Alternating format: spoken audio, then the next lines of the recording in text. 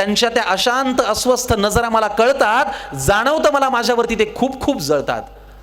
बरं, माझ्याविषयी माझ्या माघारी बोलतात लोकांजवळ, मी पुढे जातोय ना माझा माझा, का पोटात यांच्या कळ? बरं, वाईट याचं वाटतं की या वाईट लोकांचा एक संघ झालाय आणि मी वाईट वागत नसून यांनी मला बाजूला केलाय. आई म्हणाली, बाळा तुला माझा प्रश्नच नाही कळला, मी तुला काय झालं म्हणाले, तू त्यांचा त्रास सांगितला. सोडून दे ना तुझ्यावरती ते रुसतायत का हसतायत, कारण तुला पूर्ण करायची स्वप्न ही तुझ्याच डोळ्यांना दिसतायत. त्यामुळे तुझ्या अपयशाची लोक पाहतायत ती सगळी स्वप्ने खोटी कर. तुझ्या अपयशाची लोक पाहतायत ती सगळी स्वप्ने खोटी कर. दुसऱ्यांची रेघ पुसण्यापेक्षा तू स्वतःची मोठी कर. 2008 साली जेव्हा ती स्पर्धा आली तेव्हा महेश मांजरेकर आणि सुप्रियाताई पिळगावकर होत्या परीक्षक. त्यांनी आम्हाला सांगितलं की तुमची ओळख वेगळ्या पद्धतीने करून द्या. आता आपल्याला काय येत होतं? काहीच नाही. मी तेव्हा नवीन नवीन गेलो होतो मुंबईमध्ये, पण मी विचार केला की आपला प्रवास आपण ह्या मगाशी ज्या म्हणाला ना, जगात जर्मनी भारतात परभणी, आपण कुठून आलोय त्याचा जरा अंदाज घेऊया आणि काहीतरी सादर करायचा प्रयत्न करूया. त्या स्पर्धेमध्ये डॉक्टर निलेश साबळे होता, त्यांनी निळू भाऊंचा आवाज काढला, भरत जाधव सरांचा आवाज काढला, त्याचं सिलेक्शन झालं. आपल्या नाशिकचा अभिजित खांडकेकर होता, त्याचं सिलेक्शन झालं. अनेक जण होते, त्यांचं सिलेक्शन झालं. माझं सिलेक्शन, ते म्हणाले काहीतरी वेगळी ओळख करून द्या, तरच आम्ही तुम्हाला पुढे घेऊन जाऊ. त्यावेळेला मी माझी मुंबईतली पहिली वहिली कविता सादर केली आणि मग माझं सिलेक्शन झालं. त्या कवितेमध्ये माझं नाव, गाव, पत्ता, पाणी सगळं कोंबायचा मी प्रयत्न केला. त्यांना म्हटलं, सर वारशाने लाभले हे अभिनयाचे आकर्षण, बाबांकडून जो वारसा आला की वारशाने लाभले हे अभिनयाचे आकर्षण, नाट्यवेड्या या देहाचे नाव आहे संकर्षण. वारशाने लाभले हे अभिनयाचे आकर्षण, नाट्यवेड्या या देहाचे नाव आहे संकर्षण. उमजेल असेच काव्य लिखाण अन सप्तसुरांची जाण आहे, रंगभूमीत श्वास माझा अभिनयातही प्राण आहे. मग आता स्पर्धा झी मराठीची होती, त्यांचंही कौतुक करणं आलं, म्हणजे हात चुकला माझा, त्यांचंही कौतुक करणं आलं असं म्हणायला पाहिजे, हो की नाही? पुढे असं लिहिलं की वारशाने लाभले हे अभिनयाचे आकर्षण, नाट्यवेड्या या देहाचे नाव आहे संकर्षण. उमजेल असेच काव्य लिखाण अन सप्तसुरांची जाण आहे, रंगभूमीत श्वास माझा अभिनयातही प्राण आहे. झी मराठी चालविते ही अभिनयाची नवी पर्वणी, गावोगावी आले कुणी, गेले कुणी, टिकले कुणी, गाव माझे सांगतो ऐका जरा ओळी तुनी, फार पूर्वी बोलले कुणी, जगात जर्मनी भारतात परभणी. दिली ठोकून ओळख. पण लक्षात होतं की आपल्याकडे काय आहे, आपण काय सादर करू शकतो. आणि मग ते म्हणले, हां हे जरा काहीतरी वेगळं प्रकरण, याचं सिलेक्शन करा. माझं मूळ गाव आहे परभणी, तसे आम्ही अंबेजोगाईचे आहोत, पण परभणीत माझं शालेय शिक्षण आणि कॉलेज वगैरे सगळं झालं. आज मी आत्ता ही सगळी चित्रफित पाहत होतो कैलासवासी भाऊंच्या आयुष्यावरती, आणि मला खूप राहून राहून असं वाटलं की या एवढ्या मोठ्या सेलिब्रिटीला मला भेटता का नाही आलं, जो सामान्यांमधला सेलिब्रिटी होता. मी या कार्यक्रमाला किंवा या संस्थेत यायला 3 वर्ष उशीर केला असं मला फार मनापासून वाटलं. कारण त्यांची भेट घेतली असती तर कदाचित मी अजून वेगळा पद्धतीने प्रोग्रेस करू शकलो असतो. असं हे व्यक्तिमत्व होतं, किंबहुना आजही ते आपल्यात आहेत असं आपण मानूया. किती सुंदर. पण त्यांच्याकडे बघितल्यानंतर मला अजून एक वाटलं, त्यात ती फ्रेम पाहिल्यावर अजून वाटलं, बघा शेवटी मी नट आहे, वागसर. नटाला कायम आपल्याला मिळणाऱ्या भूमिकांची हाव असते, मला हे काम मिळावं, मला ते काम मिळावं. आणि मला मनापासून असं वाटलं की कैलासवासी भाऊंचा फोटो पाहून की त्यांच्या आयुष्यावर जर कधी सिनेमा आला, मी थोडं वजन कमी केलं ना, मी त्यांच्या नक्की भूमिकेला सूट होईन आणि न्याय देईन असं मला फार मनापासून वाटलं, हो की नाही? कारण ते सरळ नाक, त्यांचे साधे डोळे. माझी आई मला म्हणते, तुझं नाक सरळ आहे, तुझे डोळे खूप साधे आहेत. तर माझ्यातल्या नटाने तेही हेरलं की खरंच कैलास, कारण त्यांचं व्यक्तिमत्व, त्यांचं जीवनचरित्र, त्यांचा अभ्यास, त्यांचा व्यासंग, त्यांची माणसं जोडण्याची कला, त्यांचा हा परिवार खरंच एखाद्या सिनेमापटापेक्षा काही कमी नाही आहे. हे पाहताना मला राहून राहून वाटलं. त्यांच्याकडे पाहिल्यानंतर किंवा त्यांच्याविषयी माहिती घेतल्यानंतर मला एक फार छान ओळी सुचतात की वायदे करीती हजारो पाळणारे शोधतो. वायदे बोलतात खूप, वायदे करीती हजारो पाळणारे शोधतो, माणसाला माणसागत मानणारे शोधतो. बोलणारे भेट वायदे करीती हजारो, स्वानंद सर, वायदे करीती हजारो पाळणारे शोधतो, माणसाला माणसागत मानणारे शोधतो. बोलणारे भेटले, ऐकणारे भेटले, बोलल्याविण अंतरीचे जाणणारे शोधतो. आणि सगळ्यात महत्त्वाची ओळ की 2 मागता 4 मिळती, सुख असता सोबती.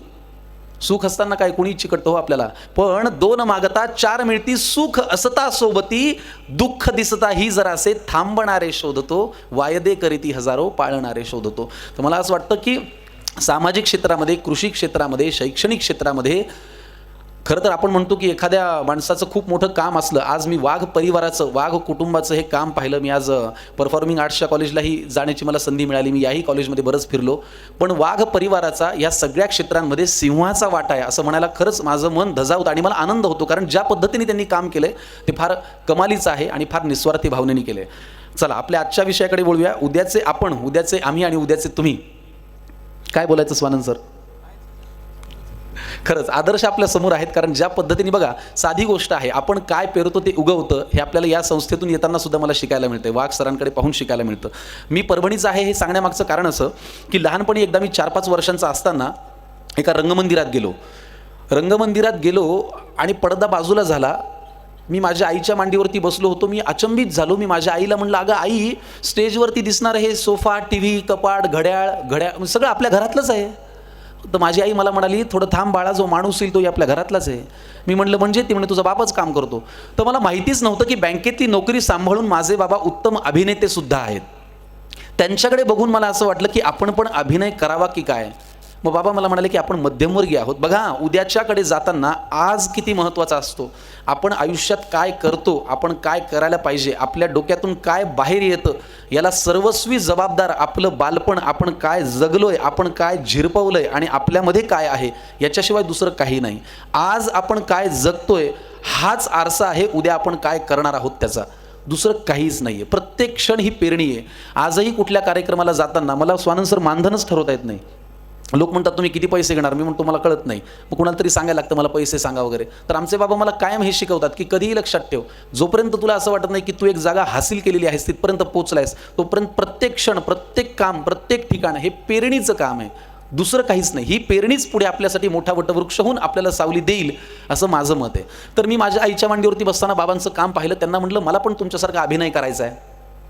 तर ते म्हणाले आपण मध्यमवर्गीय आहोत, आपण शिक्षण आधी पूर्ण केलं पाहिजे. मी म्हटलं करू ना मग ते पण साईड बाय साईड. ते म्हणे येडाय काय, साईड बाय साईड अभिनय करायचा, शिक्षण महत्त्वाचं ठेवायचं. मग ते बँकेत असतानाही त्यांनी मला पूर्णवेळ अभिनय करायची संधी दिली. पण त्यांनी मला पहिल्यांदा जे शिकवलं, मला लोक म्हणतात की अहो काम करताना, बोलताना किंवा कविता सादर करताना तुमचे उच्चार खूप चांगले आहेत. तर माझ्या बाबांनी जे माझ्याकडून पाठ करून घेतलं, जे मला शिकवलं, त्याच्यामुळे मला बोलता छान येतं काम करताना, असं लोक म्हणतात. मी अजून म्हणत नाही. तर मला तेव्हा मी 6-6.5 वर्षांचा होतो, जरा 2 वर्ष पुढे सरकली गाडी. माझ्या बाबांनी मला पहिली भूमिका दिली, छत्रपती शिवाजी महाराजांची बालपणीची भूमिका मला त्यांनी करायला लावली. मी 1ली-2रीमध्ये होतो आणि असंच खूप शाळेमध्ये गॅदरिंग सुरू होतं, हेच दिवस होते थंडीचे, आणि बाबांनी मला बाल शिवाजींची भूमिका दिली. घराघरामध्ये नाही का आपण मुलांना शिवाजी महाराज करतो, काहीतरी करतो, जिजाऊ करतो, अशा सगळ्या गोष्टी. मग बाबांनी आमच्या एक वाक्य पाठ करून घेतलं. आता वाक्य पल्लेदार होतं, वाक्य पाठही झालं, पण सादर करताना छत्रपती शिवाजी महाराजांची भूमिका करायची इतकी भीती वाटत होती. एकतर त्यांनी मला, मी अगदी छोटासा होतो, एक मोठी तलवार आणून दिली. ती तलवार माझ्या उंचीपेक्षा 1.5 फूट जास्त. कुठून आणली होती काय माहीत. मी चालताना ती स्टेजभर खाली घासत होती. म्हणलं अहो बाबा हे जड आहे. मला म्हणाले हेच घेऊन काम करायचं. मग त्या रुद्राक्षांच्या माळा आणल्या, जिरेटोप आणला, दाढी लावली, सगळं केलं आणि मला त्यांनी वाक्य शिकवलं. मी म्हटलं बाबा पण वाक्य विसरलो तर ते म्हणाले मी असा डाव्या बाजूला उभा असेल विंगेत. माझा पहिला परफॉर्मन्स मी असा उभा होतो, विंगेमध्ये बाबा होते आणि मी प्रत्येक वाक्यानंतर त्यांच्याकडे बघायला लागलो आणि ते जे करतायत त्याच्यावरून मला ते वाक्य आठवायला लागलं आणि मी पुढे बोलायला लागलो. सिच्युएशन अशी होती की छत्रपती शिवाजी महाराज त्यांच्या आईंशी म्हणजे जिजाऊंशी संवाद साधतायत. हे वाक्य माझ्या आयुष्यात अभिनेता म्हणून मी पहिल्यांदा शिकलो होतो. आणि संवाद होता की मा साहेब आपली इच्छा हीच आपली आज्ञा आणि आपल्या आज्ञेचे पालन करणे हे तर आमचे कर्तव्य. बघा मी ते हातवारे आपण पाठ करतो ना, हे हे हे असं करतो ना सगळं. मला ते हातवारे लक्षात होते की बाबांनी आपल्याला काय करून दाखवलं हे माझं पाठ झालं होतं. पण ते त्या वेळेला करणं हे फार गरजेचं होतं. मी घाबरत स्टेजवरती गेलो, घशाला कोरड पडली होती, पण माझं पहिलं काम, मा साहेब आपली इच्छा हीच आपली आज्ञा आणि आपल्या आज्ञेचे पालन करणे हे तर आमचे कर्तव्य. गनिमांच्या ताब्यात असलेल्या त्या कोंडाण्यावर मराठ्यांचा ध्वज फडकावा हे आपले स्वप्न साकार केल्याशिवाय मासाहेब या शिवबाला आता झोप येणार नाही. पुढचं वाक्य लक्षात. आमचे बाबा म्हणाले ही रात्र सरायच्या आत, की लगेच ही रात्र सरायच्या आत. पुढे विसरलो. आत पाहिलं, बाबांनी कोंडाण्याची दारं अशी उघडून दाखवली. ही रात्र सरायच्या आत कोंडाण्याची कवाड अशीच उघडून दाखवू तरच भोसल्यांची अवलाद म्हणून घेऊ. तानाजी मालुसऱ्यांसारख्या मराठ्यांच्या मनस्वितेचे मानदंड पराक्रमाच्या वेळी पंचप्राणांची पर्वा न करता प्रयत्नांचीच पराकाष्ठा करणारे परमवीर जीवाचे जोडीदार असताना मासाहेब या कोंडाण्यावरच काय पण हिंदुस्थानातल्या यच्च यावत गडावर मराठ्यांच्या विजयाची पताका फडकल्याशिवाय राहणार नाही. असं वाक्य मी सादर केलं आणि आत्ता तुम्ही वाजवल्या त्यापेक्षा जास्त टाळ्या तेव्हा वाजल्या होत्या, कारण तेव्हा मी लहानही होतो. त्या टाळ्या वाजल्यानंतर छत्रपती शिवाजी महाराज रडायलाच लागले. मला कळलंच नाही आत्ता घडलं काय, हे आपण असं काय केलं म्हणून आत्ता लोक टाळ्या वाजवत आहेत हे मला कळतच नव्हतं. मला फक्त एवढं माहिती होतं की आपल्या बाबांनी काहीतरी पाठ करून घेतलंय, त्याच्याप्रमाणे आपल्याला वेशभूषा दिली आहे, ठरलेल्या वेळेला ठरलेल्या ठिकाणी हात वारे करून आपल्याला ते म्हणायचंय आणि याच्यानंतर काय होईल ते बघू. हा माझा पहिला परफॉर्मन्स झाला. लोकांनी उभं राहून, शाळेतले विद्यार्थी, शिक्षक, शिक्षिका टाळ्या वाजवल्या आणि आमच्या बाबांना एवढं भरून आलं, ते असे धावत आले. त्यांनी मला असं कडेवरती घेतलं आणि मला म्हणाले, खूप छान केलंस. विश्वास ठेवा, त्या क्षणी मी ठरवलं होतं की आपल्याला व्हायचंय तर फक्त अभिनेता व्हायचं, दुसरं काहीच व्हायचं नाही. कारण न ह्या टाळ्या वाजण्याचा एक आनंद वाटत असतो, ह्या टाळ्या घेण्याची एक लत लागलेली असते, एक व्यसन असतं, त्याची एक नशा वाटते. तुम्हाला मी आवडावं ही एवढी भूक आहे ना की त्या भूकेपुढे कुठलीच भूक काही नाही.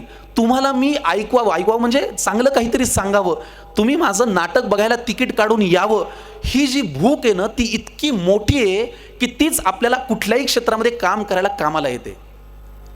हे झालं पहिलं उदाहरण. दुसरं, आमच्या आईबाबांना फार हाऊस होती. मी मुद्दाम उद्याचे आपण सांगताना मुद्दाम मागे जातोय, कारण मागचं कसं रिफ्लेक्ट होतं हे मला तुम्हाला सांगायचं, जे माझ्या बाबतीत मी अनुभवतो. आमच्या आईबाबांना फार हाऊस होती, परभणीमध्ये कुठलाही कार्यक्रम झाला की कलाकार जेवायला आपल्याचकडे आला पाहिजे. मी म्हणलं काय जोर आहे यांना, मला काही कळत नाही, पण ते घेऊन यायचे. बरं, आईलाही, आता आमची आई सुद्धा घरामध्ये स्वयंपाक करताना इतका सुंदर करायची. एकदा एक म्हातारा माणूस आमच्याकडे असंच दुसरं दुपारी आले, मला माहिती नाही ते कोण आहे, ते आपण लहान असतो ना, आपल्याला असं वाटतं कोणीतरी आले, बाबाच्या ओळखीचे वगैरे. तो दुपारी बाबा म्हटले संध्याकाळी 7 वाजता यांचा कार्यक्रम आहे. म्हटलं असू द्या ना, आपल्याला काय करायचं, आपण आपल्या टिवल्या बावल्या धिंगाणा वगैरे सगळं चालू. तर ते आले, टक्कल बिक्कल पडलं होतं, असे मागे केस होते. म्हटले कोण आहे ते, काय सादर करणार आहेत, मला खूप प्रश्न पडले होते. मी तेव्हा एक 8-10 वर्षांचा असेल. तर दुपारी ते आमच्याकडे जेवले, आईने छान स्वयंपाक वगैरे केला होता आणि झोपले. 2-2:30 वाजता झोपले. तर खोलीतून टराटर घोरण्याचा आवाज. म्हटलं अहो बाबा, कोण पाहुणा आला, एवढं पोटभर जेवले, संध्याकाळी कार्यक्रम, यांचं काय आहे. म्हणजे तसं बोलू नये रे पागल, ते मोठे म्हणलं ओके ठीक आहे. 2-2:30 वाजता ते झोपले. 4-4:30ला उठले. वहिनी चहा टाका वगैरे, त्यांची ती अशी केस उडवायची स्टाईल. म्हणलं कोण, म्हणजे आपल्याला ते वाटत राहतं ना की म्हणजे एखाद्या माणसाचं मोठेपण कळेपर्यंत आपल्याला ते येडच वाटायला लागतं, रे कोण आहे येडं, असं होतं ना आपल्याला. तर ते वहिनी जरा चहा टाका वगैरे सगळं झालं. मी पाहतच राहिलो, चहाही पिला, असा बशीमध्ये फुरक्या बिरक्या मारत. म्हटलं काय कार्यक्रम आहे, काही कळत ना. संध्याकाळी 7 वाजता त्यांचा कार्यक्रम, ते परत गाडीत समोर बसले. चला चला, वेळ झाली. आमचे बघा ऑल्टो, बरं का, 5 सीटर ऑल्टो. बाबा आमचे गाडी चालवायला, बाजूला ते, मागे आमचे आजी आजोबा, माझी आई, आईच्या मांडीवर माझी मोठी बहीण, आजीच्या मांडीवर धाकटा भाऊ आणि आजोबाच्या मांडीवर मी, म्हणजे मागे 6 जण. गाडीत कॅपॅसिटी 5ची, त्यातले मागेच जास्त 6. समोर माझे बाबा चालवायला, मागे हे. गेलो 7-7:30ला नूतन विद्या मंदिरचं प्रशालेचं ग्राउंड होतं. सगळं असं भरलं होतं. 4-5 हजार लोक आले होते. तीच व्यक्ती एक छोटंसं उपकरण घेऊन मंचावरती आली आणि ते म्हणाले, नमस्कार, या नाटकाचे लेखक प्राध्यापक लक्ष्मण देशपांडे, दिग्दर्शक डॉक्टर लक्ष्मण देशपांडे आणि सादर करते लक्ष्मण देशपांडे. नाटकाचं नाव वराड निघालं लंडनला. मी हे ऐकलं आणि आत्ता जशा तुम्ही टाळ्या वाजवल्यात ना, विश्वास ठेवा त्यांच्या त्या एंट्रीला आणि 3 वेळेला स्वतःचंच नाव वेगळ्या पद्धतीने सांगण्याच्या लकबीला, स्टाईलला 3 ते 4 मिनिट लोक फक्त टाळ्या वाजवत होते. मी असा पहिल्या रांगेत बसलो होतो, असं धुळीचे लोट उठले होते. मी उठलो आणि मी मागे पाहिलं. मी म्हटलं असं आत्ता काय झालं. विश्वास ठेवा त्यांच्या त्या एंट्रीला 3 ते 4 वेळेला वन्स मोर आला. ते 3 ते 4 वेळेला विंगेत गेले. 3 ते 4 वेळेला ती शाल घेऊन आले. परत तेच, नमस्कार, या नाटकाचं, बरं ते उपरणच प्रॉपर्टी, फक्त उपरण आणि समोरचे 3 माईक. या नाटकाचे लेखक प्राध्यापक लक्ष्मण देशपांडे, दिग्दर्शक डॉक्टर लक्ष्मण देशपांडे आणि सादर करते लक्ष्मण देशपांडे. नाटकाचं नाव वराड निघालं लंडनला. या क्षणांनी मला न कीक बसली आहे. उद्या जेव्हा मी एखादी गोष्ट सादर करण्यासाठी मंचावरती येईन, तेव्हा सांगावं लागू नये की आज आपल्याकडे संकर्षणजी आलेले आहेत आणि ते व्याख्यान देणार आहेत, वाजवा टाळ्या. काहीच गरज नाही. संकर्षणजींनी यावं, संकर्षणजींनी काहीतरी बोलावं आणि तुम्हाला मनापासून असं वाटावं की अरे याच्या बोलण्यावरती आपण टाळ्या वाजवाव्या. ही भूक आहे आणि ही न थांबणारी, न शमणारी भूक आहे. आणि ह्या क्षेत्रामध्ये किंवा कुठल्याही क्षेत्रामध्ये, आज मी भाऊंचाही जेव्हा परिचय वाचत होतो, ही समाजासाठी काहीतरी करण्याची भूक आहे. ती आगच पाहिजे आणि ती आग अशी काडेपिटीच्या काडीसारखी लावली आणि आग अशी नाही, ती आगच पाहिजे. ती अशी तेवतच राहिली पाहिजे. ती सतत प्रत्येक रोम रोम असा म्हणला पाहिजे की मला सादर करायचंय, मला परफॉर्म करायचंय, मला काम करायचंय. आता मी ॲक्टर होतो. आता खूप आपल्याकडे आजकाल व्हायरल खूप गोष्टी होतात. आता मी ॲक्टर होतो, आता मी ॲक्टर होतो असं म्हणून ॲक्टर नाही होता येत. असं म्हणून फार तर फार व्हायरल होता येतं. ॲक्टर व्हायला आणि खूप काळ तुम्ही लोकांना आवडायला काहीतरी घेऊन यावं लागतं. त्याच्याशिवाय कुठल्याही क्षेत्रामध्ये मोठेपण मिळत नाही. माझंही नट म्हणून स्वप्न आहे की माझं नाव आणि नंतर जावं, आणि काशीनाथ घाणेकर आणि प्रशांत दामले, तसं नाटकामध्ये आणि संकर्षण कराडे व्हावं असं मलाही वाटतं. मला हेही वाटतं की माझ्या नाटकाचा बोर्ड लागला की तुम्ही अशी लांब रांग लावावी तिकिटाच्या बारीवरती. मला हेही वाटतं की हे काम करत असताना उद्या तुम्ही 50 वर्षांनी 60 वर्षांनी जरी मला भेटलात तरी तुम्ही म्हणाल की अरे संकर्षण जींचे पाय अजूनही जमिनीवरतीच आहेत, ते तसेच आहेत रे, डोक्यात हवा जाऊ नये, गतची बाधा होऊ नये. हेही मला वाटतं. या वाटण्याविषयी मी मध्यंतरी काही मगाशी स्वानंदजी म्हणत होते की तुमची न ऐकलेली अशी एखादी कविता आहे का, तर ती मुद्दाम तुम्हालाच ऐकवतो सर. की अभिनेता कसा जन्माला येतो किंवा अभिनेत्याला काय वाटत असतं. फक्त ही कविता जर तुम्हाला पटली, आवडली आणि तसं व्हावंसं वाटलं तर कवितेच्या शेवटी टाळी वाजवून तथास्तु म्हणायला विसरू नका, कारण त्याच्यावरती माझा पुढचा प्रवास उद्याचा संकर्षण ठरणार आहे. बघा मी असं लिहिलं होतं की अभिनयाची आग अन पुण्याई येते कामाला. थोडी थोडकी आग नाही, ती खूप अंतर्बाह्य असायला लागते. अभिनयाची आग अन पुण्याई येते कामाला, देव देतो तेव्हा येतो एक नट जन्माला. अभिनयाची आग अन पुण्याई येते कामाला, देव देतो तेव्हा येतो एक नट जन्माला. या जातीला स्वतःची अनेक रूप बघता येतात, चढून रंग एका जन्मी अनेक जन्म जगता येतात. तिन्ही त्रिकाळ क्षण क्षण हा स्वप्न नव्याने बघतो. कलाकार आपल्या धुंदीत असतो असं आपल्याला नेहमी म्हणतात. तिन्ही त्रिकाळ क्षण क्षण हा स्वप्न नव्याने बघतो, एक नट देवाकडे सांगतो काय मागतो, की जगातलं सगळं चांगलं काम माझ्याकडे यावं.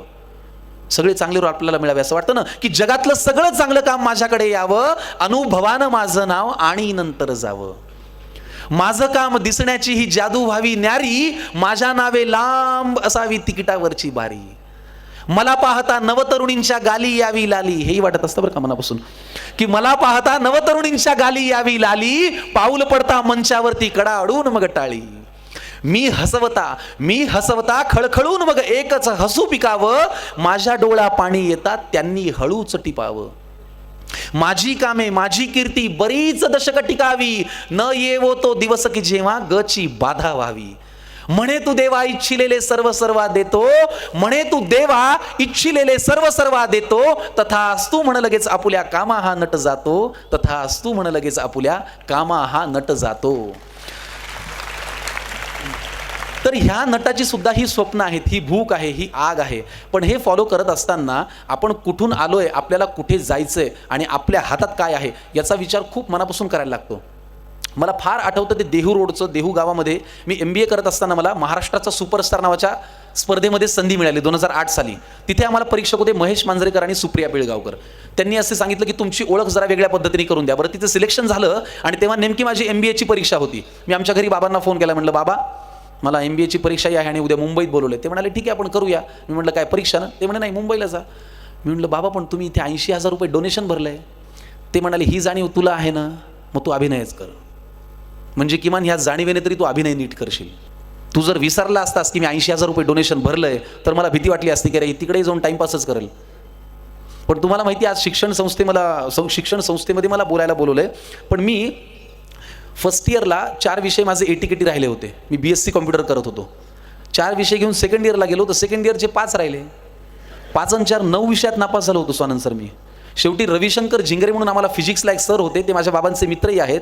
तर त्यांनी एकदा मला पॅथॉलॉजी आपली ती लॅब असते ना फिजिक्सची लॅब, ती सगळी रिकामी झाल्यावर मला ते म्हणले जरा तू एकटाच थांब. मला वाटलं आपल्याकडून खूप प्रॅक्टिकल वगैरे करून घेतात काय की.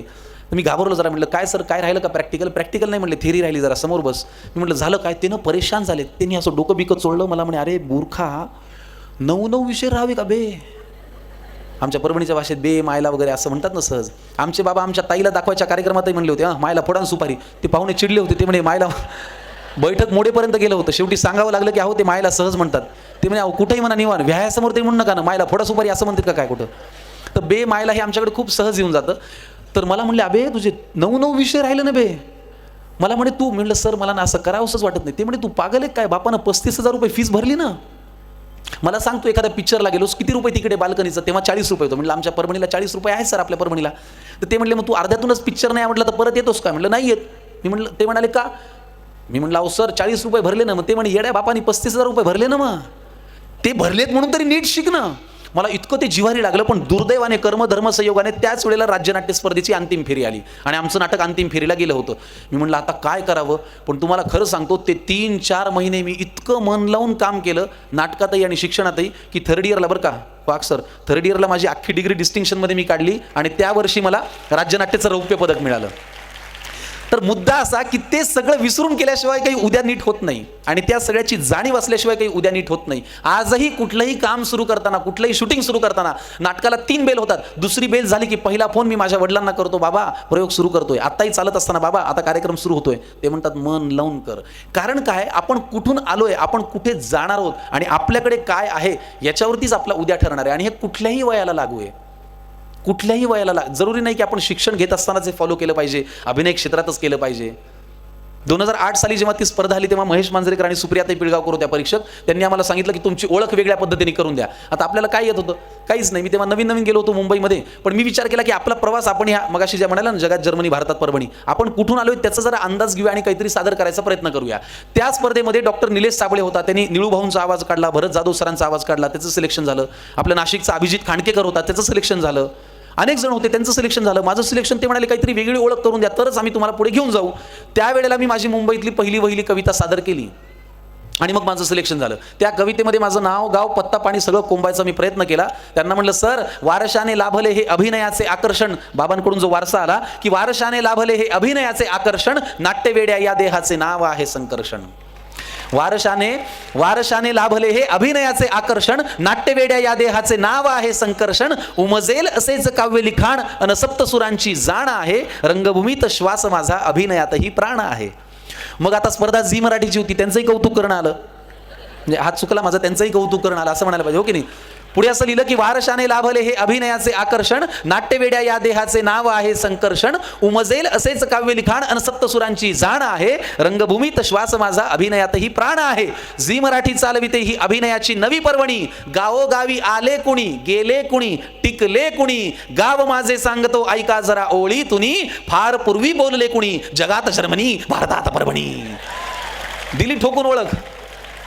पण लक्षात होतं की आपल्याकडे काय आहे, आपण काय सादर करू शकतो. आणि मग ते म्हणले, हां हे जरा काहीतरी वेगळं प्रकरण आहे, याचं सिलेक्शन करा. पण मग हे वेगळे पण दाखवा. आणि आता काय आहे, मला नेहमी असं वाटतं, मी नेहमी विचार करतो की आपल्याकडे उद्या काय आहे. पूर्वी आपण नेहमी ऐकायचो, असं म्हणायचो की 2 डगरीवरती पाय ठेवू नये, तोंडावर पडायची वेळ येते. पण आजचा काळ बदलला आहे असं मला फार प्रामाणिकपणे असं वाटतं. आज 2 नाही, 4 नाही, 5ही डगरींवरती पाय ठेवले तरी कमी आहे. कुणी सांगितलं होतं अभिनय करायला मुंबईत गेलेल्या संकर्षणला व्याख्यानाचे पैसे मिळतील म्हणून? असंही असतं ना. बघा, तुम्ही कुठलं दुकान उघडलंय, कधी कधी तेही महत्त्वाचं असतं आणि तुमच्या दुकानातून कुणाला काय हवंय हेही महत्त्वाचं असतं. त्यामुळे कुठल्याही क्षेत्रात काम करा, काहीतरी पॅरलल पाहिजे. आमचे प्रशांत दामले नेहमी म्हणतात की आता मी एक दुकान उघडले आणि याच्यामध्ये मी फक्त साबणच ठेवणार, तर साबणाचंच गिराईक होईल, त्याचा काय उपयोग आहे. कुणीतरी शॅम्पू न्यायला येतं, कुणीतरी दूध न्यायला येतं, कुणीतरी गहू न्यायला येतं. तसं मुंबईत गेल्यानंतर मला मुंबईने हे शिकवलं की इथे काम करत असताना मी फक्त अभिनयच करीन, या कक्षा माझ्या मी जर आखूड ठेवल्या तर माझ्याकडे येणारं कामही आखूडच राहील. तुम्ही निवेदन करता का? हो मी निवेदन करतो. तुम्ही गाणं लिहिता का? हो मी गाणं लिहितो. तुम्ही कविता करता का? तो हो मी कविता करू शकतो. तुम्ही दिग्दर्शन करता का? तो हो. आज आपल्या दुकानामध्ये काय जास्त ठेवता येईल याचा विचार आपण केलाच पाहिजे आणि हे शोधलं आपण पाहिजेच, तरच आपल्या उद्या दुकानामध्ये कोण गिऱ्हाईक येईल हे ठरणार आहे. लोकांना असं वाटतं की नाट्य क्षेत्रामध्ये काय ग्लॅमर आहे, नाटकामध्ये काय पैसा आहे. पण विश्वास ठेवा, मी गेली 5-6 वर्ष मन लावून फक्त नाटकात काम करतो आणि माझं काहीही अडत नाही. आजही जेव्हा कोथरूडला किंवा बालगंधर्वला किंवा इथे कालिदासला प्रयोग लागतो आणि मी माझ्या गाडीतून येतो, लोक उभे असतात, अरे संकर्षण कराडे ते नाटकवाले आलेत. नाटकामध्ये सुद्धा ग्लॅमर आहे, पण तुम्हाला तुमच्यातलं काय द्यायचंय, तुम्हाला तुमच्या दुकानात काय काय वस्तू ठेवायच्या आहेत याचं छान ऑर्गनाईज करता आल्या पाहिजेत आणि ते उद्या आपल्याला कामाला येणार आहे असा माझा विश्वास आहे. त्याच्यामुळे आज मी फक्त या प्रमाणामध्ये कुठल्या गोष्टी काढायच्या आहेत याचं मी आत्ता भान ठेवलेलं आहे किंवा ठेवावं असं मला वाटतं. एक व्याख्यान किंवा आज या कार्यक्रमात मी खरं तर कधी व्याख्यानाला गेलो नाही, माझी पहिलीच वेळ आहे. ह्याला मी बोलतोय त्याला व्याख्यान म्हणतात का? मला वाटत नाही, तुम्ही म्हणाला तर तुमचा मोठेपणा.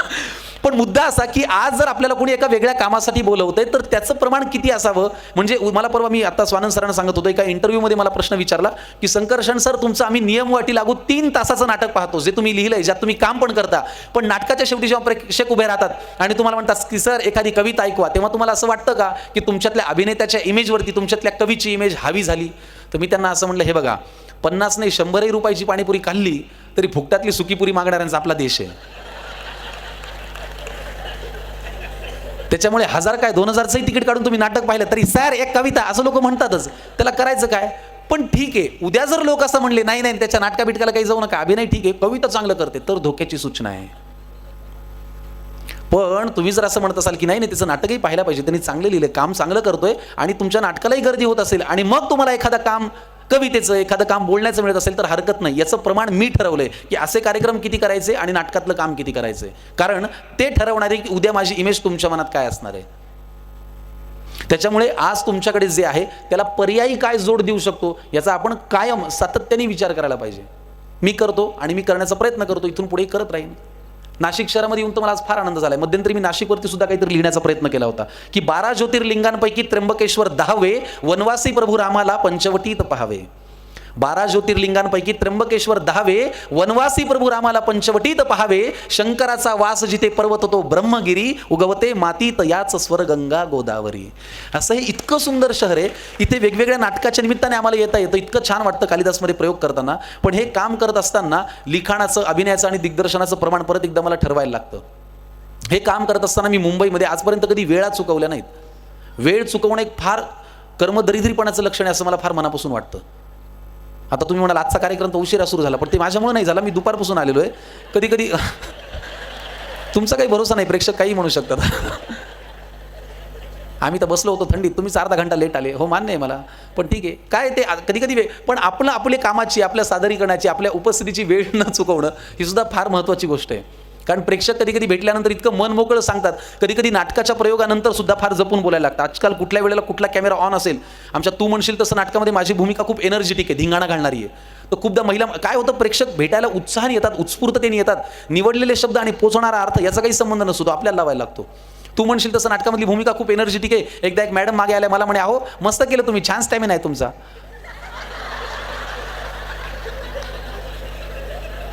आपले वेगळेच इंडिकेटर लागतात. पाहण्यासारखा चेहरा होता तिच्या नवऱ्याचा. अगं काय बोलायलीस ग, थोडं थांब ना. त्या थांबत नाहीत. अहो फार छान केलं, मस्त स्टॅमिना, आपण पुन्हा येऊ. अहो काकू, कुठेतरी भूमिका म्हणा, कलाकृती म्हणा, अभिनय म्हणा, दणकावून बोलायचं. पण हे सुद्धा भान फार ठेवावं लागतं आजच्या काळामध्ये. फोटो काढायला तर सगळ्यात मजा येते. फोटो काढण्या एवढी जगामध्ये विलक्षण गमतीची गोष्ट नाही. खूपदा महिला मंडळी मागे, जनरली महिला जर फोटो काढायला आल्या तर मी असा हातावर हात ठेवून उभा राहतो. एकदा एक मॅडम मागे आल्या, मला म्हणे, सर फोटो काढा. म्हणलं काढू घे, तुम्ही काढा. मी असं उभा राहिलो. मला म्हणे, सर असं नाही, अंगावर हात टाका. आता अंगावर हात टाकण्याचा अर्थ काय होतो. मी तरीही गंमत करायचा प्रयत्न केला. मी म्हणलं, अहो ताई, मी कशाला, तुमचा नवरा सोबत आहे, त्याला सांगा ना अंगावर हात टाकायला. ते त्याच्यापेक्षा येडं होतं. ते मला म्हणे, सर मी फोटो काढतो, तुम्ही टाका अंगावर हात.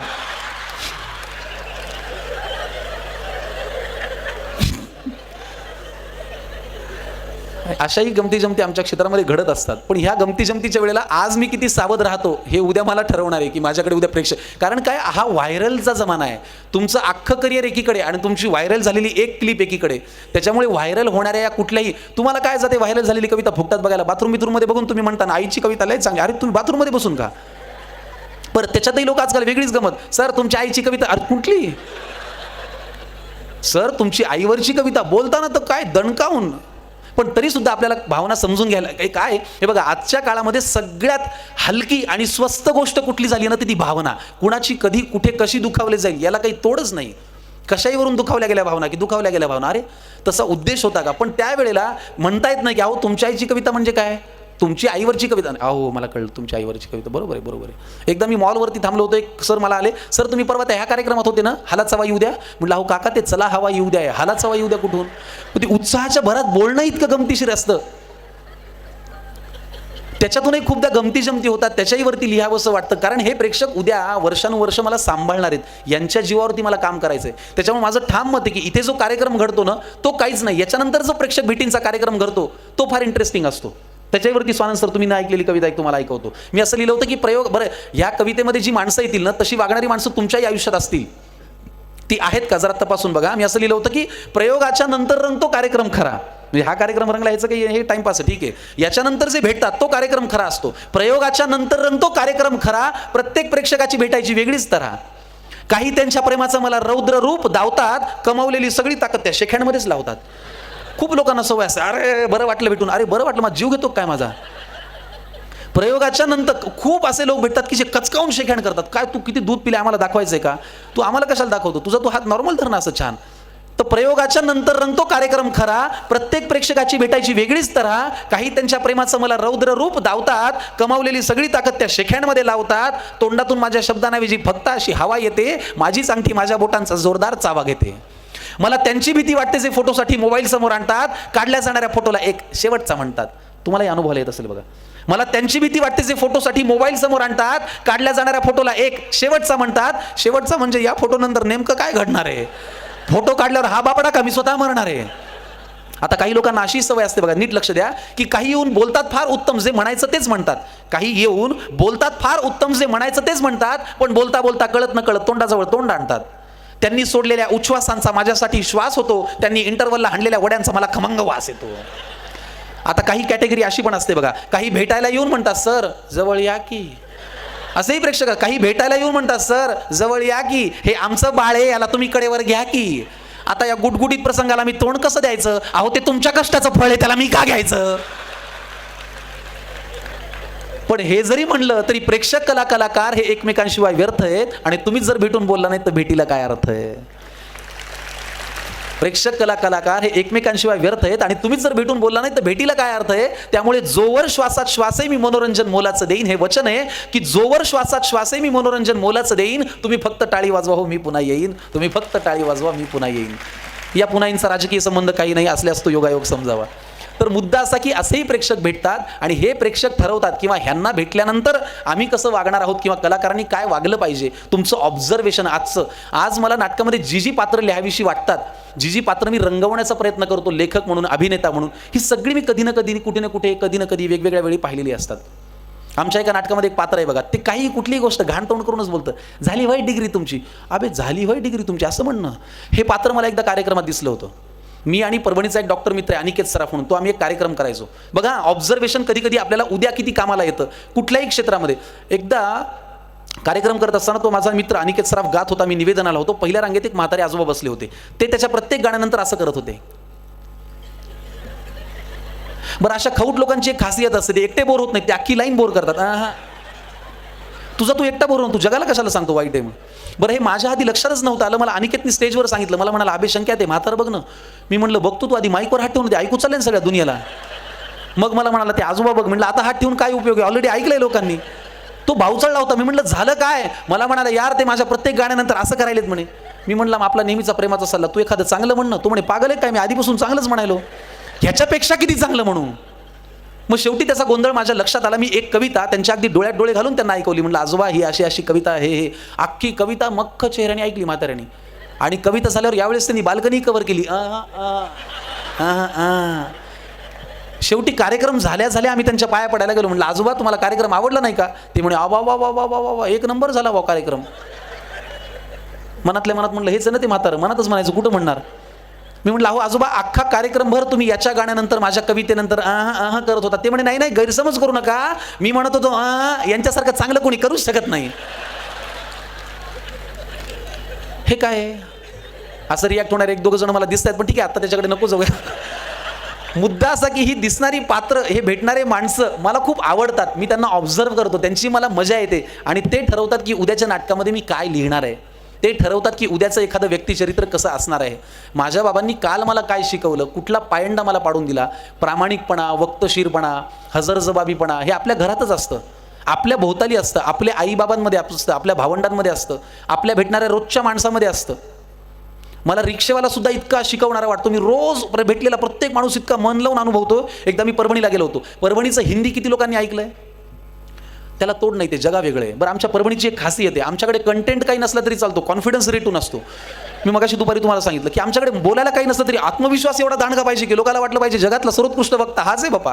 भयानक कॉन्फिडन्स. तर कधी कधी भेटणारी माणसं सुद्धा आपल्याला उद्या एखादी गोष्ट देऊन जातात, ती आजच्या भेटीत असते. ते कसं, परभणीला असताना मला एक रिक्षेवाला भेटला. मी बऱ्याच वर्षांनी परभणीला गेलो होतो, तोपर्यंत काम टेलिव्हिजन वगैरे सुरू झालं होतं. तर तिकडे मुस्लिम लोकसंख्या खूप आहे. तर एक मुस्लिम रिक्षेवाला मला भेटला. बोलण्याची पद्धत बघा. तर मी गेलो, म्हणलं चाचा छोडते क्या. त्याने असं डोळे बिळे बारीक केले. मला म्हणे किधर जाने का बेटा. तर म्हणलो कादराबाद प्लॉट जाना उधर रहते हम. अच्छा बैठो गाडी में. बसलो. मी म्हणलं चाचा एक आपलं आस्था असते ना आपल्या गावाविषयी. मी म्हणलं चाचा क्या बोडी परभणी. क्या बोडी परभणी म्हणजे काय म्हणते आपलं गाव, परभणी काय म्हणते, सगळं बरं आहे का. तर माझ्या क्या बोडी परभणीवरती त्यांनी मला असं खालीवर पाहिलं. मला म्हणे बेटा कितने साल पहिले छोड़ के गए थे. तर म्हणलं चाचा हो गए 6-7 साल. तो कुछच नाही बोडी, जिधर छोड़ के गए थे उधर ही है बोले अपनी परभणी. हे त्यांनी इतक्या सहजपणे मला सांगितलं, इतक्या बोली भाषेत सांगितलं, पण त्याही बोलण्यामध्ये एक विनोद आहे, त्याही बोलण्यामध्ये एक शैली आहे. ही पात्र रोजच्या आयुष्यातली कधीतरी कुठेतरी काम करताना एक नट म्हणून, एक सांगताना, लिहिताना कामाला येतात. कुठल्याही क्षेत्रामध्ये ही माणसं रोज भेटत असतात. माणसाने एवढं वाचण्यासारखं दुसरं काहीच नाही. हे वैद्यकीय क्षेत्रातही मला एकदा अनुभवायला आलं होतं. आमच्या बाबांच्या एकदा छातीत दुखलं, आम्ही परभणीच्या डॉक्टरकडे गेलो. तो डॉक्टरनी घाबरून सोडलं, तुमच्या तो बरं, त्यांनी उत्तरही असं दिलं, ते म्हणले आताचं ECG नॉर्मल आहे, पण तुम्हाला पूर्वी कधीतरी काहीतरी होऊन गेलंय. ते म्हणले अहो काहीतरी काय, मला 3 पोरं होऊन गेले, आता काय सांग. ते म्हणले अहो तसं नाही हो, तुम्हाला छातीमध्ये काहीतरी होऊन गेलंय म्हण. तर आमचे बाबा घाबरले. आता कोण घाबरणार नाही, पूर्वी काहीतरी होऊन गेलंय, याला काय चॅलेंज आहे. आम्ही सगळेच घाबरलो. मग आम्ही त्या हायकोर्टने निघालो औरंगाबादकडे जायला. औरंगाबादच्या एका मोठ्या डॉक्टरची अपॉइंटमेंट मिळाली, सहस्त्रबुद्धे, ते कार्डिओलॉजिस्ट वगैरे. मुद्दा बघा ऑब्झर्वेशनचा. तर आमचे बाबा तर एवढं ते काहीतरी होऊन गेलं म्हणलं, मफलर बिफलर गुंडाळली, अख्ख्या ट्रेनमध्ये अशी छाती बिती जवळ आणून म्हणलं अहो बाबा होऊन गेले, आता काय एवढं टेन्शन घ्यायचंय, अजून तर काही होईन ना तुम्हाला. नाही म्हणले, पण ते होऊन गेलं म्हणले. म्हणलं अहो मग आता काय, कुरवाळून किती बसला. आम्ही औरंगाबादला गेलो, डॉक्टरच्या केबिनमध्ये बसलो. त्यांना जाऊन सांगितलं की अहो परभणीला असं असं झालं, ECG काढला आणि ते म्हणले की तुम्हाला कधीतरी काहीतरी होऊन गेलंय. त्यांनी फाईल फाडून टाकली. ते म्हणले अहो तुमचं वय काय. आमचे वडील म्हणले 47, तेव्हाची गोष्ट 47. त्यांनी फाईल फाडली. ते म्हणले घरी जाओ, काय माझा वेळ वाया घालू नका, तुमचाही घालू नका. ते म्हणले नाही पण मला थोडं कसं कसं झालं. ते म्हणले तुमचं कसं कसं ठेवा तुमच्याकडं. पेशंट दाराचा हँडल कसा उघडतो, कसा चालत येतो, कसा बसतो आणि कुठल्या श्वासामध्ये बोलतो, याच्यावरूनही आम्हाला कळतं की या पेशंटला काय झालेलं आहे. तुम्हाला काहीच झालेलं नाही. तर क्षेत्र कुठलंही असो, माणसं वाचणं हे फार महत्त्वाचं आहे. आमच्या क्षेत्रात तर दर दिवशी माणसं वाचायला मिळतात, प्रेक्षकाच्या रूपात, दिग्दर्शकाच्या रूपात, सहकलाकाराच्या रूपात, अभिनेत्याच्या रूपात. आणि त्याची एवढी मजा येते, ते तुम्हाला डेव्हलप करत असतं. ते मला दर दिवशी वेगळं काहीतरी शिकवून जातं. घरामधून येतं ते, तुम्ही ऑब्झर्व्ह करता ते. तिसरं, माझं वाचनावरती फार विश्वास आहे. इतका विश्वास आहे, इतका विश्वास आहे की वाचनासारखं दुसरं काहीच नाही. मध्यंतरी जावेद अख्तरांची एक मुलाखत मी ऐकत होतो. त्याच्यात त्यांना विचारलं की खूप लोक आजकाल मुलाखत घेताना प्रश्न विचारतात, you know what I mean. तर ते म्हणले I don't know what you mean. तू मला सांग, तुला काय म्हणायचं आहे. म्हणजे तुम्हाला कळलं ना मला काय म्हणायचं. नाही कळलं आम्हाला, तू सांग तुझ्या शब्दात. जावेद अख्तरांनी त्याच्यात एक वाक्य फार छान वापरलं की तुम्ही वाचलेले सगळे शब्द हे तुमच्या घराच्या विटांप्रमाणे काम करतात. तुम्ही जेवढे शब्द वाचाल तेवढा तुमचा बंगला मोठा. हे वाचलेले शब्द कधीतरी कुठेतरी तुमचे मित्र होऊन तुमच्या मदतीला उभे राहतात आणि तुम्हाला एक छान पल्लेदार वाक्य म्हणायला ते तुमची मदत करतात. मध्यंतरी देवा झिंजाडांचं एक फार सुंदर मी पुस्तक वाचलं, ती 1 भाकर 3 चुली. मी त्याच्याविषयी लिहिलं सुद्धा होतं. त्याच्यामध्ये इतकं सुंदर पत्र शेवटी आई त्या मुलाला लिहिते. ती आई त्या मुलाला लिहिते की बाळा तू परगावी जाऊन शिक्षण घेतोयस, एक काम कर, परक्या गावामध्ये तुझं आपलं कोणी नाहीये. जेव्हा दुसऱ्या गावाला जाऊन प्रगती करायची असते तेव्हा एकच सूत्र पाळावं, पोटात शिरून राहा. कुठल्याही क्षेत्रात तुम्ही काम करा. आज काही विद्यार्थी आणि विद्यार्थिनी सुद्धा इथे आहेत. जेव्हा आपण कुठेतरी जाऊन स्वप्न घेऊन, कुटुंबाचं आपलं स्वप्न घेऊन काम करायचा प्रयत्न करत असतो, तेव्हा खरंच आपल्याला कितीही गोष्टी नाही पटल्या तरी पोटात शिरूनच राहावं लागतं. माझ्या क्षेत्रात काम करताना तुम्हाला असं वाटतं का की सगळ्यांना आनंद होत असेल, संकर्षण करायची 3 नाटकं चालू आहेत किंवा त्याच्या कविता लोकांपर्यंत पोहोचतात. त्रास असतो, वाईट वाटत असतं, खुपत असतं, ते आपल्याला ओळखावं लागतं. पण अशाही वेळेला आपल्याला त्याही माणसाच्या पोटात शिरूनच राहावं लागतं. मला सुद्धा घरी गेल्यानंतर असं होतं की आई आज मला ह्या कलाकाराचा त्रास झाला, आज हा कलाकार मला असं म्हणला, आज इथं हे वाटलं.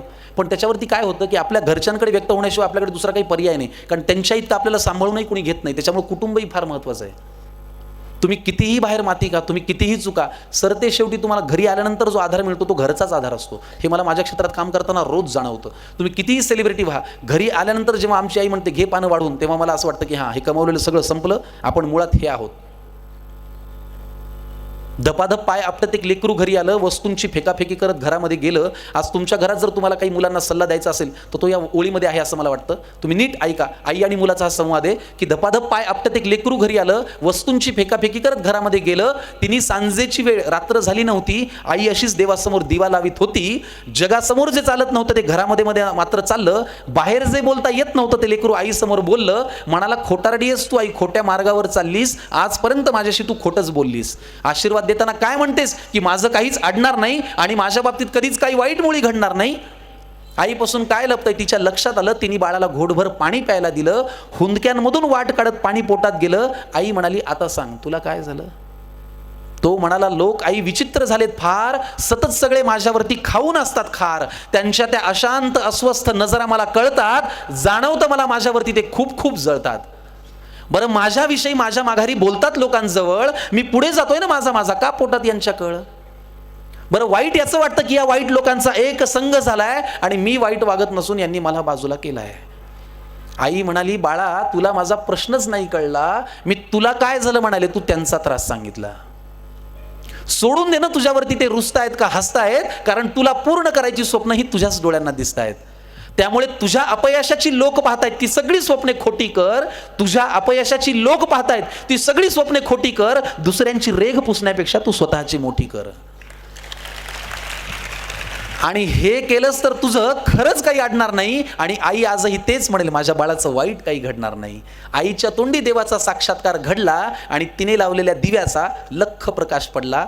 तिने लावलेल्या दिव्याचा लख प्रकाश पडला.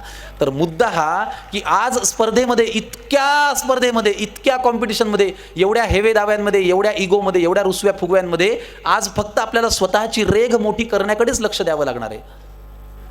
मला नेहमी प्रशांत दामले असं सांगतात, मलाही कधी कधी वाटतं की यार या लोकांची 6 पॅक बॉडी आहे, आपण सुद्धा करावी. सर मला म्हणतात, ते तुला झेपणार आहे का? तू खातोस वरण भात, तुला होणार आहे का ते? नाही. मग तुझ्याकडे काय आहे त्याचा चार्ट कर.